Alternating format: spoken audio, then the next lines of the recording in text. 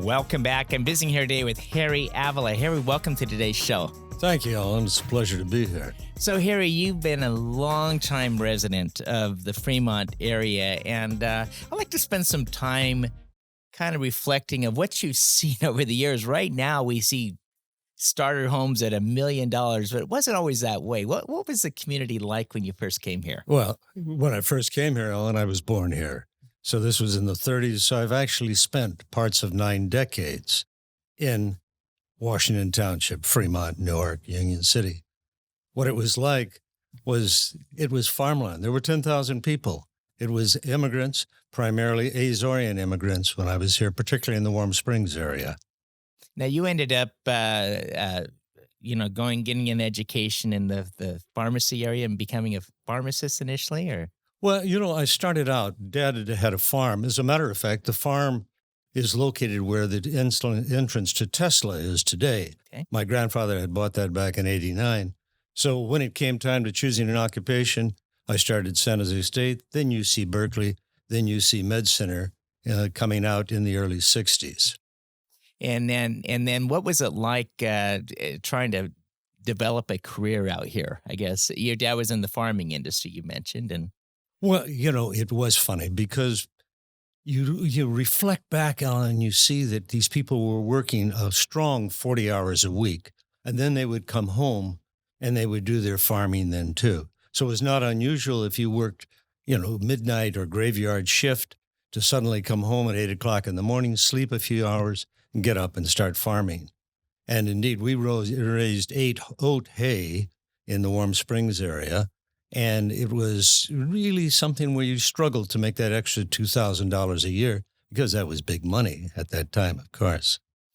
So 10,000 people in the community in the early 30s. In the entire area on here. And now we're pushing 300,000, 350,000.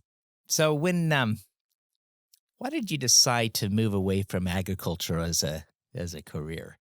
Well, my mother worked in Milpitas, and it was just about the time that the automobile industry was coming into the Ford factory in Milpitas, General Motors here. And at that point, she was working for a physician, and I had the ability to go over and sit behind the counter at the local drugstore.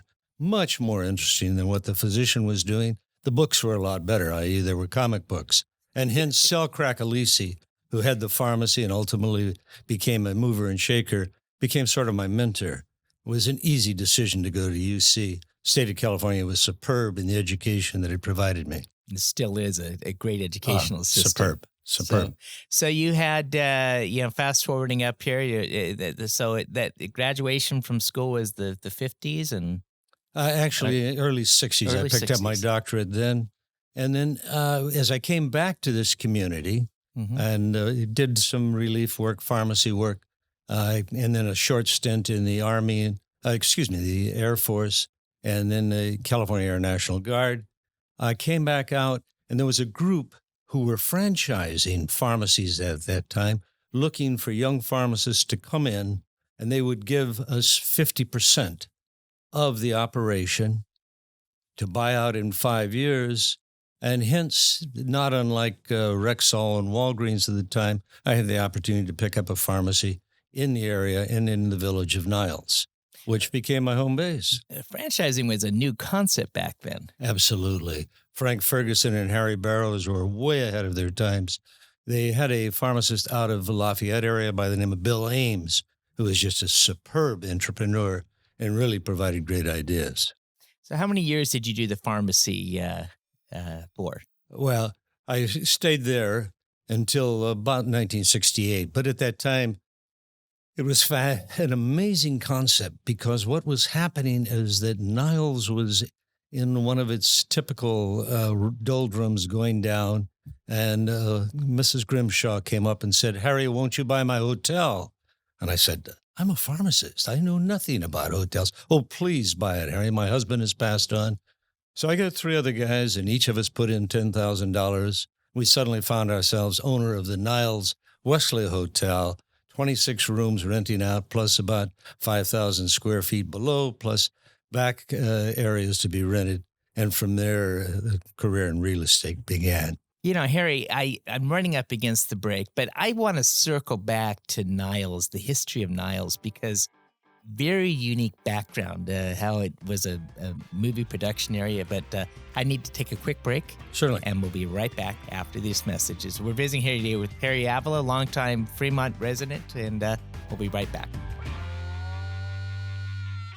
Grandpa, can we do chemistry? Papa, biology. Grandpa, let's do something fun.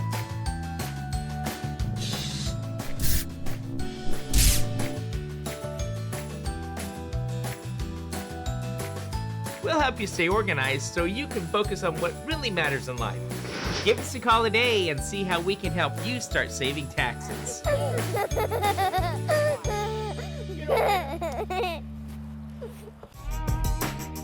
Welcome back. I'm visiting here today with Harry Avila. And Harry, in the first segment, we're talking about you landed your first business, pharmacy in Niles. But let's circle back on Niles. How did Niles get its name and some of the history there? Well, it's fascinating because you look at it today and it's, 1 block long, 3 blocks deep, the commercial area. But you don't really realize the significance that when the Transcontinental Railroad, 1869, went from California back into St. Louis, Chicago, that Niles was the last jumping off point from the Bay Area before goods were shipped to Chicago. So what occurred was that the Central Pacific Railroad established the new town, the current town of Niles.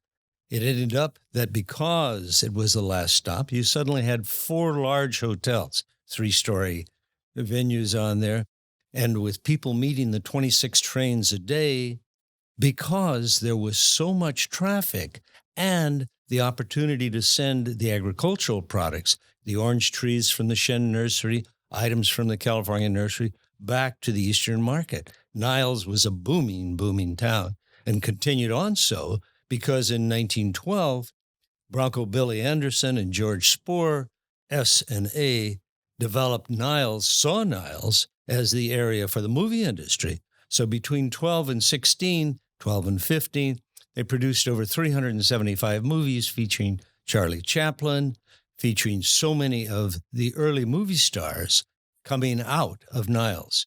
And what occurred was that the local people obviously had roles as either extras or ultimately followed them down to Hollywood when the move occurred. So fascinating area.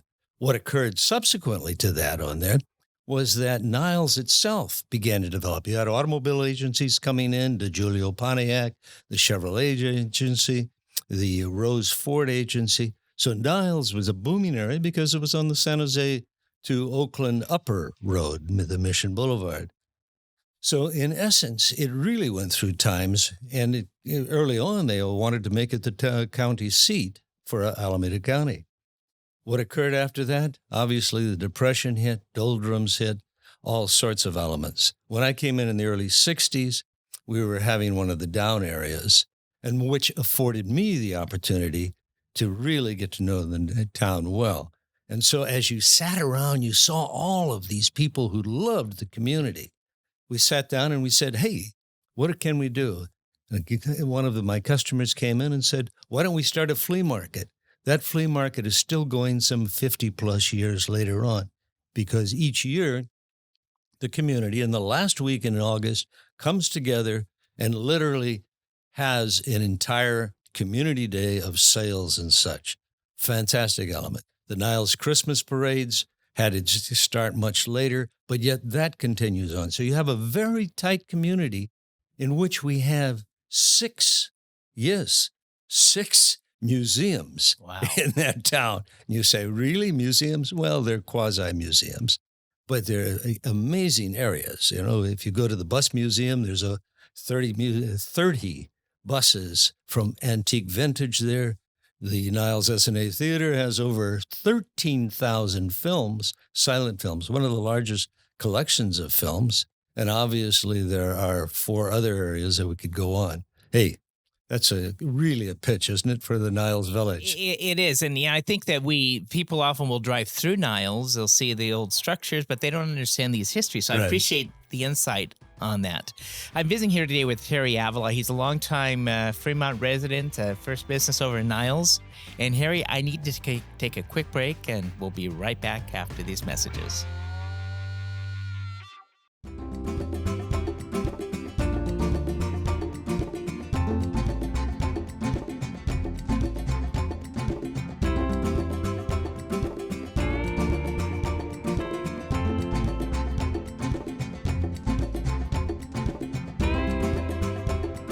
Since you can't take your wealth with you, spend time with your family.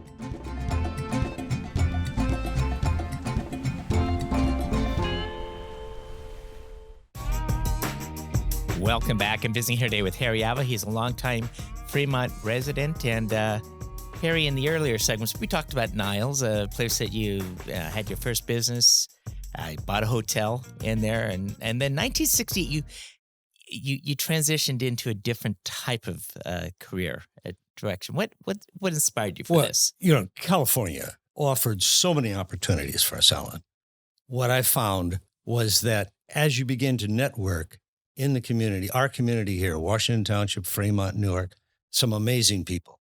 So, for example, in the early 60s, let's say about 65, this CPA came into my life, a kid by the name of Bob DeMarta, who ultimately started a firm called Greenstein, DeMarta, and Rogoff. You may be familiar with it. Oh, yeah, I've heard of them. Yeah, so, 65 to today of 2018, my God, that's 53 years that I've been associated with your firm on here, and wisely so, because if one selects the proper CPA, financial people, the best attorney you can get, which I had in Harry Shepard, and then you also establish relationships with the financial institutions, things can happen. And that's indeed what happened, because in 68, I saw the opportunity to move out to Dakota Road and Alvarado Niles, and we opened up a pharmacy there. Across from Washington Hospital, I had the opportunity to open up Mowry pharmacies, and then we began distribution into hospitals and skilled nursing facilities, and then there were some pharmacists who simply wanted to sell their pharmacies. I had young pharmacists who were willing to come in, and this community provided some superb people who worked for our organization, and it came easy. However, as it came on, you suddenly found out that the opportunities in real estate in California were so great that suddenly you said, hey, it's really necessary to spend more time. At the same time, the education that the University of California had provided me gave me a large background in healthcare, and I joined the Washington Hospital Board and spent 20 some odd years as chairman of the board, as development of strategic planning, doing a very significant part in the development of Washington Hospital that gave me additional education and hopefully helped the community. In the early 80s, some of my buddies, again, having to do with the legal and financial elements as well as the accounting, said, hey, why don't we start some banks? Banking for me? And ultimately, that's where Mission Valley Bancorp, California Bank Shares, and ultimately U.S. Bank came in when we sold with some 32 units. So it's been a fast life, Ellen, but really, California offers these opportunities, in particular, Washington Township. It's really an amazing, amazing story that a kid comes off the farm and has the opportunity to do all of these things because of the relationships that you develop and the opportunities you have. As you reflect back today and fast forwarding into the world today, if you were that young entrepreneur today, would you see the same opportunities in place that you saw back then? Oh, absolutely. But first, you recognize that it's the extended family that is also so key. I had an extended family in the Portuguese community, an extended family in the Italian community, and my God, they helped me to raise 3 marvelous kids who had a marvelous mother. And, that's really the life gratifications. But the opportunities, in 62, I walked through Frank Gorian's laboratory in physical chemistry, and up on his desk, Frank said, Harry, look at this. And I said, what is it that you're building? And he said, it's a computer. He said, Harry, you should really come in as a teaching assistant and join me in the building of this computer. I said, I've got to get into retail pharmacy. I don't have time for that nonsense. You know, so there are opportunities bypassed, there are opportunities taken, but they are still available today. So many. Aggressiveness, a little risk-taking when you're younger, but they're available to you. You know, it's amazing how this whole area has transformed from the farming community in the Silicon Valley, and now the high rise and the infrastructure is just the housing can't be found. It's Housing is the issue, isn't it? On there, we see it so close to us here, right on the other side of Bart, with the Gardino property going up, and in Niles we see changes. Certainly, this is an area. And I think that we're going to go into an area of very significance, because if we do not choose to find affordable housing, indeed, the economy will lapse, because we depend so much on people today. Very interesting times. And indeed, therein lies the opportunity. My son is involved in in development of homes. And already, you see people going out to the Rio Vista area, further on out. So this demands transportation and easy egress and ingress into the Bay Area.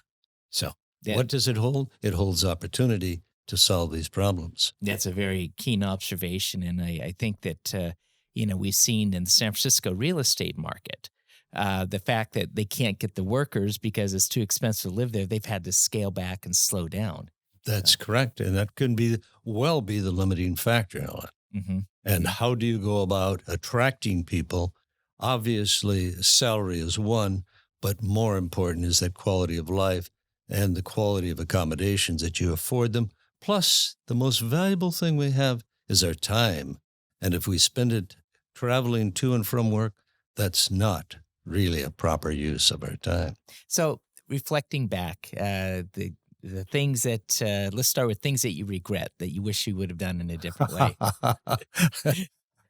Ellen, that list becomes so large. But, as we're talking, it's the humorous things that you have that you regret.